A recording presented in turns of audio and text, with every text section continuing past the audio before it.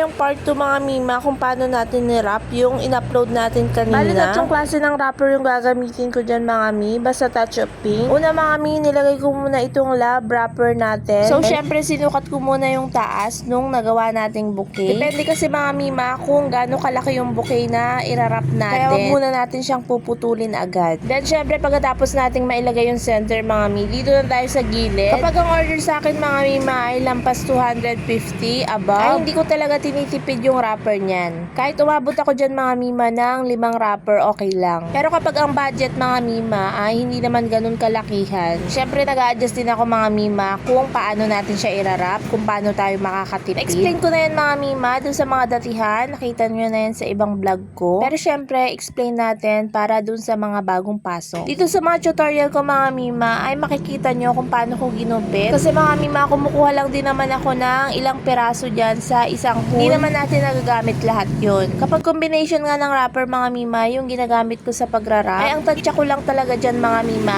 ay 4 na wrapper yung nagagamit natin. Hindi naman talaga tayo nakabase mga mima kung ilan yung magagamit nating wrapper dyan. Ang halaga dyan mga mima ay kung paano natin siya mapapaganda. Kaya ang suggest ko lagi mga mima sa mga baguhan, wag nang titipirin mga mima ang pagrarap. Kasi kahit gaano kaganda yung ginawa nating flower arrangement, pero sa pagkakarap naman mga mima ay pangit. Hindi rin talaga lilitaw yung kagandahan ng ginawa nating bulaklak. Kung dapat parehas mga mima, maganda yung bulaklak, maganda rin yung pagkakarap. Dahil nga nagagamay na natin yung pagrarap mga mima, ay hindi naman na tayo masyadong nahihirapan sa pag-combine ng mga wrapper natin. Magsisimula talaga tayo mga mima dun sa nangangapa pa tayo, dun sa mga baguhan. Dun sa dumidepende pa tayo, dun sa mga tutorial kung paano natin ilagay. Pero ang ending mga mima, hindi naman talaga natin nakukuha ng tama. Kasi sa pagrarapping mga mi ay nakasalalay talaga yan sa kamay nyo, hindi sa tutorial ng ibang tao. Kasi magigets nyo yan mga mima kapag baguhan pa lang kayo, tapos hanggang sa masanay na kayo. Pero thankful pa rin tayo dun sa mga tutorial mga mima syempre. Dahil dun nakakakuha tayo ng mga ideas.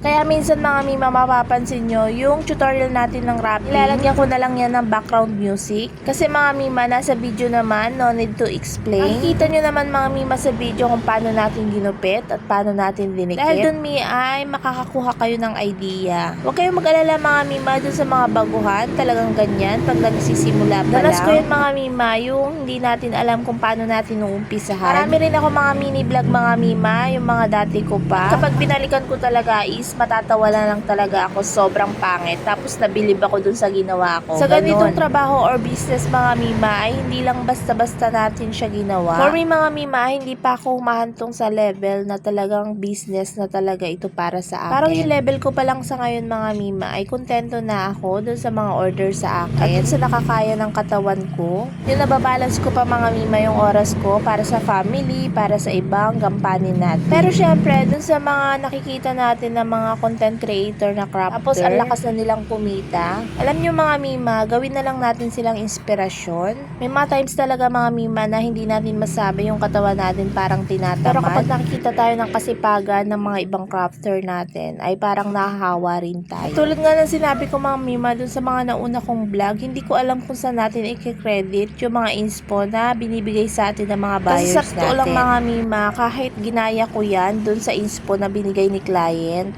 may mga binago akong details dyan mga mima. Hindi ko talaga siya ginaya. Sinabi ko yan dun sa bumili sa akin or umorder. Anyways mga mima, back to tutorial tayo. Hindi tayo magra-raffle sa ngayon mga mima kasi gagayahin nga natin yung inspo. So sa nakita ko mga mima ay ganyan lang kasimple yung ginawa niyang palda. Kasi sa inspo mga mima ay parang hindi nakabuka yung pinakapalda. Pag ganun kasi mga mima ay parang napapangitan ako. Kaya parang gusto ko mga mima yung palda niya is nakabuka. As in parang palda talaga siya mga mima. Alam ko naman mga mima na nagigets nyo ako kahit ganyan yung explanation ko. Basta yung palda mga mima, ayoko yung paldang diretso lang. Kaya gusto ko mga mima ay medyo nakabounce siya. Ganyan lang yung palda na nakita ko sa inspo mga mima. Kaya lang ako mga mima is hindi ako convincing or parang napapangitan ako. So dinagdagan ko siya sa gilid. Syempre, choice nyo pa rin mga mima kung gagayahin nyo yung ginawa ko. Pero ako mga mima is para sa akin lang din naman ito. Kasi alam nyo yun mga mima, kapag kayo yung nagbabalot ng bouquet, makikita nyo mga mima kung ano pa yung ikagaganda. Kaya syempre, kayo yung mag-a-adjust. Kung sa tingin nyo mga mima ay kulang pa, syempre, magdagdag na lang kayo ng ibang details. Kahit hindi naman gayang-gaya yung inspo mga mima. So, nagdagdag lang din ako mga mima ng web mesh. Tapos, una ko ni-ribbon yan mga mima, itong 2.5 cm na satin ribbon natin. So, ganyan lang din mga mima yung pagkakagawa. Then, syempre mag-a-add tayo ng peri ribbon mi. So, basic na pagre-ribbon lang din mga mi yung ginawa natin dyan sa peri ribbon. At ganyan mga mima yung kakalabasan ng ribbon niya. Ayusin na lang natin mga mima para lumabas yung pinakaganda nung pagkakatupi ng ribbon. So, ito na mga mima, natapos na natin siyang i-wrap. Kapag kinukuhanan ko lang siya ng solo mga mima, parang maliit siya kasi pinagkakasya ko lang siya dyan sa frame ng cellphone. Pero ang laki niyan mga mima, sulit na sulit. Yun lang mga mi, bye!